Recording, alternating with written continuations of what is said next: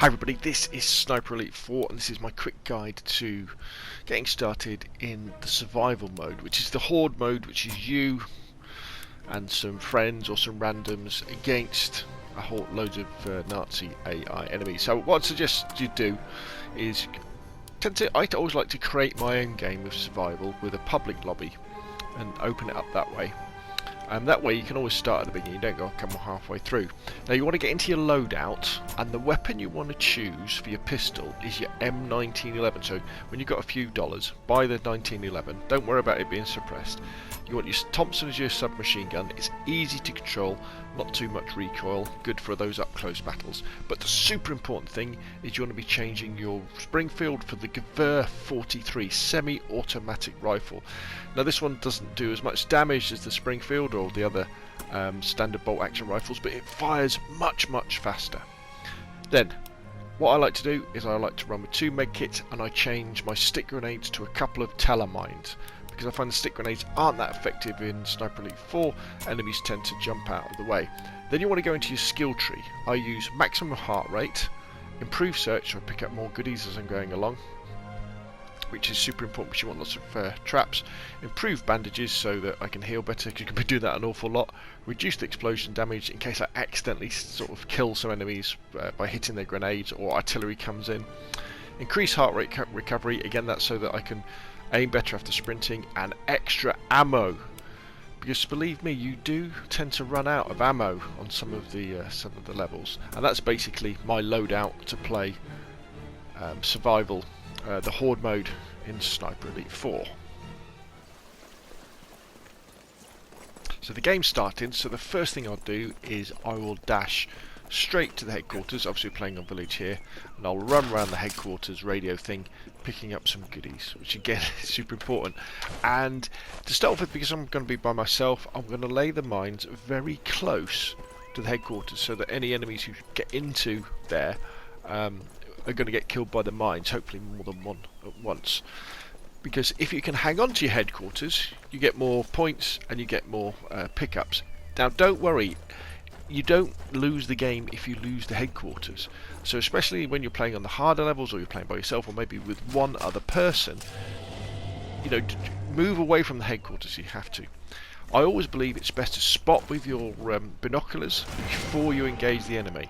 That way any players that are with you will be able to see the enemies too. Also, you'll see me here tapping the top right hand button on my PlayStation 4 controller to bring up the empty lung so that you can shoot more accurately. But again, although the Gewehr 43 shoots quickly, it's not that powerful, so they can take quite a lot of body shots to take down, whereas if you can use empty lung to get headshots, you know, you'll take them down very quickly indeed. Try and get to a nice high position, so again you're scanning around, and get ready to get your binoculars out so you can spot the enemies before you engage them with your rifle, so again everybody in your team can then see where these enemies are and start engaging them that way. And I do believe you get some points for doing that as well. The other important thing for spotting enemies is you want to be looking out for the officers, because if you can kill them first, the troops will be a little bit less aggressive. And really importantly, you want to be looking out for the spotters. Now they're the little infantry guys that have 2 little dots above their head. What they do is they call in artillery strikes on your position. So when you're playing, if you hear a fizzing sound in your headset or through your speakers, or you see a red flare sitting on the ground near where you are, you need to relocate. You need to get out of there really fast, run away, because artillery strikes are coming in.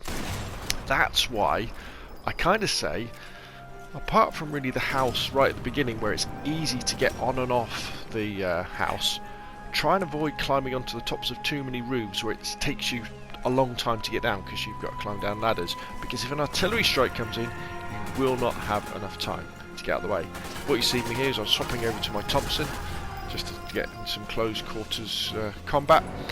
Now look at the minimap, see that little red triangle? That's where the enemy thinks I am. So as soon as they spot me, if I can get around away from that, they'll all be looking in the wrong direction when I engage them.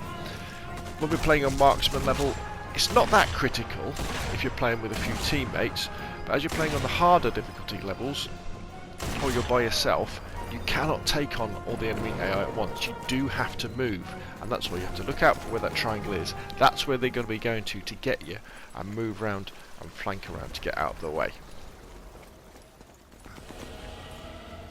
Minimap awareness is very, very important. So if you look at the minimap in this example, up to my sort of top right, you'll see there's a whole squad of enemies running in. I can't take them all on at once, so I've got to start running away. Then if you look at the top left now, there's more enemies, and then up to my left there's a tank coming in. So it's really important to keep an eye on that minimap and get yourself in a position where you're moving away from the bulk of the enemies. Because as a sniper, you can only take off, kill one person sort of every 2 or 3 seconds. And when they're attacking you in bulk, especially if you're by yourself or your teammates are a little bit spread out, it can be very difficult. So here again, what I'm trying to do is get some accurate shots in. Not being very good there. Hiding behind the wall to reload. Going for the officer shot there. Following up, just trying to kill the guy. And again, just trying to take out as many of these enemies as I can to take the pressure off my teammates.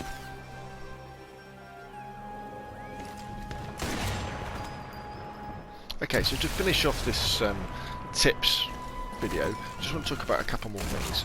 First thing is, in between rounds, or even during rounds, especially at the end when there's only a couple of enemies left and it's safe to wander around, you must run around and search the bodies of the enemies, soldiers, because you want to pick up as many telemines, trip mines, S-mines, bandages and medkits and ammunition as you can. There will be some in your HQ, but when there's 4 of you playing especially, everybody tends to be running back and picking the stuff up. You might find the HQ gets picked bare. I will be doing a specific video on taking out tanks and armoured cars, but remember how we talked about the flares earlier? When you actually search somebody who's been a spotter, you'll pick up a flare. And what you can do with the flare is, you can aim that at enemy tanks or armoured cars, fire it at them, and then the enemy will call in their own artillery on their own armour and blow it up. So that can be very good. The other way to take out your tanks and your armoured cars is with the Panzerfaust, which is like a rocket that you can pick up. So you can pick up the weapon itself, and then you can also pick up the shells, and a couple of them will take out a tank. And also, you can use your sniper rifle to fire through the slits on the tanks and the armoured cars to take out the drivers and the gunners. And then when it's safe to do so, if you come up to the back of the tank or the armoured car, you can put a satchel charge on it and blow it up that way. Finally though, be very, very careful if that does happen, because when the armoured cars and the tanks blow up, they'll kind of blow up once and they will blow up again. So make sure you get well away from whatever's happening.